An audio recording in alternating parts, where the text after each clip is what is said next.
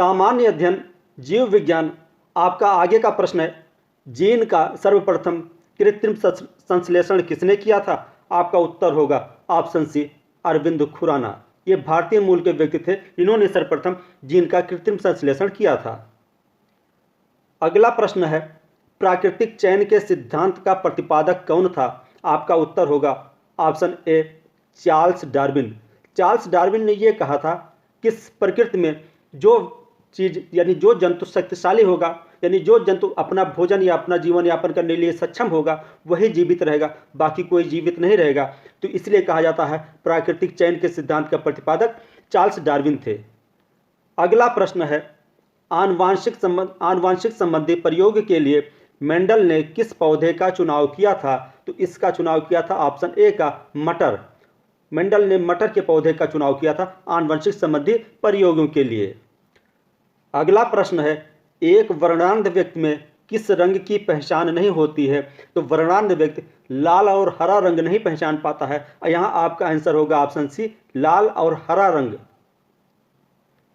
Next question है, निम्नलिखित में से किस संघ के जंतुओं को जीव द्रव्य के स्तर पर गठित जंतु कहा जाता है? यहां आपका उत्तर होगा ऑप्शन ए, प्रोटोजोआ। अगला प्रश्न है, मेढक में श्वसन किस अंग द्वारा होता है? तो मेढक में श्वसन त्वचा द्वारा भी होता है, किलेमों द्वारा भी होता है और फेफड़े के द्वारा भी होता है। तो यहाँ आपका राइट आंसर है ऑप्शन डी, इन तीनों के द्वारा। नेक्स्ट क्वेश्चन है, निम्न में से वास्तविक मछली है? यहाँ देखिए, starfish, brittle star, hippocampus, sea cucumber. यहाँ इसके नाम के आगे फिश जरूर लगा है, लेकिन ये वास्तविक मछली नहीं है। यहाँ ऑप्शन सी ही आपका, हिप्पोकैम्पस, यही आपका सही है, यही आपकी वास्तविक मछली है, बाकी कोई भी आपकी वास्तविक मछली नहीं है। और ऑप्शन डी भी आपका गलत है, ये भी वास्तविक मछली नहीं है। यहाँ वास्तविक मछली सिर्फ ऑप्शन सी है, हिप्पोकैम्पस। नेक्स्ट क्वेश्चन है, मेढक किस वर्ग का जंतु है? तो मेढक एम्फीबिया वर्ग का जंतु है। यहाँ ऑप्शन बी आपका राइट आंसर होगा, एम्फीबिया। अगला प्रश्न है, स्तनियों का हृदय कितने कोष्ठों में बटा होता है? तो आपका आंसर होगा ऑप्शन सी, 4 कोष्ठों में। अब आप मनुष्य के हृदय को देख लीजिए, वो 4 कोष्ठकों में बटा होता है। पहला बायां अलिंद, दायां अलिंद, बायां निलय और दायां निलय। अगला प्रश्न है, स्तनधारी वर्ग में रक्त का सबसे अधिक तापमान किस जंतु में पाया जाता है? यहाँ आपका उत्तर होगा ऑप्शन बी, बकरी।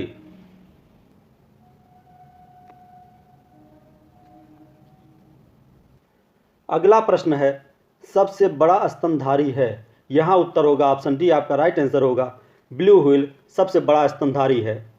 और ये सबसे बड़ा स्तनधारी ही नहीं, इस पृथ्वी पर सबसे बड़ा जीव भी ब्लू व्हेल ही है। अगला प्रश्न है, विश्व का सबसे छोटा पक्षी कौन सा है? आपका उत्तर हो जाएगा ऑप्शन सी, हमिंग बर्ड। विश्व का सबसे छोटा पक्षी हमिंग बर्ड है। नेक्स्ट प्रश्न है, कशेरुक जंतु के शरीर का सर्वाधिक कठोर भाग होता है? यहाँ आपका आंसर हो जाएगा ऑप्शन ए, इनेमल। जो दांतों के ऊपर की कबर होती है वही सबसे कठोर भाग होती है। अगला प्रश्न है, व्हेल में श्वसन किस अंग द्वारा होता है? आपका सही उत्तर है ऑप्शन सी, फेफड़ा। यहाँ आप भूल से गिल्स न मार दीजिएगा, व्हेल में श्वसन फेफड़े द्वारा होता है। नेक्स्ट क्वेश्चन है, आधुनिक मानव को जंतुओं के किस वर्ग में रखा गया है? यहाँ ऑप्शन सी आपका राइट आंसर है, प्राइमेट्स। आधुनिक मानव को जंतुओं के प्राइमेट्स वर्ग में रखा गया है। अगला प्रश्न है, कोशिकाओं के समूह को कहा जाता है? आपका सही उत्तर होगा ऑप्शन ए, ऊतक। कोशिकाओं के समूह को ऊतक कहा जाता है। अगला प्रश्न है, पुनरुत्पादन की क्षमता किस प्रकार की ऊतकों में सर्वाधिक होती है? यहाँ आपका उत्तर होगा ऑप्शन डी, उपकला ऊतकों में पुनरुत्पादन की क्षमता सर्वाधिक होती है। अगला प्रश्न है, शरीर में सभी ऐच्छिक तथा अनैच्छिक क्रियाओं को नियंत्रित करने वाला ऊतक है? यहाँ आपका राइट आंसर हो जाएगा ऑप्शन सी, तंत्रिका ऊतक। तंत्रिका ऊतक ही शरीर के सभी ऐच्छिक तथा अनैच्छिक क्रियाओं को नियंत्रित करता है। अगला प्रश्न है, रक्त किस प्रकार का ऊतक है? यहाँ आपका सही उत्तर होगा ऑप्शन बी, संयोजी ऊतक। रक्त एक प्रकार का संयोजी ऊतक है। अगला प्रश्न है, अरेखित पेशी ऊतक कहाँ पाए जाते हैं? यहाँ आपका सही उत्तर होगा ऑप्शन बी आमाशय। अगला प्रश्न है, निम्न में संयोजी ऊतक के उदाहरण है। तो यहाँ लिम्फ, हड्डियाँ, प्रोटीन, ये तीनों संयोजी ऊतक के उदाहरण है। आपका आंसर हो जाएगा ऑप्शन डी ये सभी। अगला प्रश्न है, संकुचनशील ऊतक के नाम से जाना जाता है। तो यहाँ पेशी ऊतक को संकुचनशील ऊतक के नाम से जाना जाता है। आपका उत्तर होगा ऑप्शन डी पेशी ऊतक। नेक्स्ट क्वेश्चन है, चेतना ऊतक किस प्रकार के ऊतक को कहा जाता है। तो चेतना तंत्रिका से संबंधित है, इसलिए चेतना ऊतक को तंत्रिका ऊतक से कहा जाता है। यहाँ ऑप्शन बी आपका राइट आंसर होगा तंत्रिका। अगला प्रश्न है, हीमोग्लोबिन पाया जाता है। तो हीमोग्लोबिन आपका आरबीसी यानी रेड ब्लड सेल अर्थात लाल रक्त कण में पाया जाता है। ऑप्शन बी आपका राइट आंसर होगा लाल रक्त कण। अगला प्रश्न है, निम्न में से किस ग्रंथि को मास्टर ग्रंथि कहा जाता है। आपका उत्तर हो जाएगा option C pituitary. Pituitary gland को मास्टर ग्लैंड या मास्टर ग्रंथि भी कहा जाता है।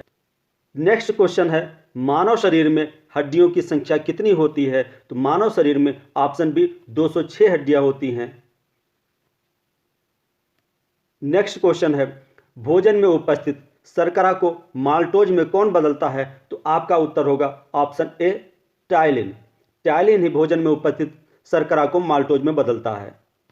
नेक्स्ट क्वेश्चन है, भोजन का अवशोषण शरीर के किस अंग में होता है। तो भोजन का अवशोषण शरीर के सबसे जो छोटी आंत होती है उसी में होता। तो आपका राइट आंसर हो जाएगा ऑप्शन सी छोटी आंत। वैसे भोजन का अवशोषण थोड़ा थोड़ा करके हर अंग में होता है, यानी जब से मुंह में शुरू होता है, लेकिन सबसे ज़्यादा अवशोषण आपका छोटी आंत में होता है।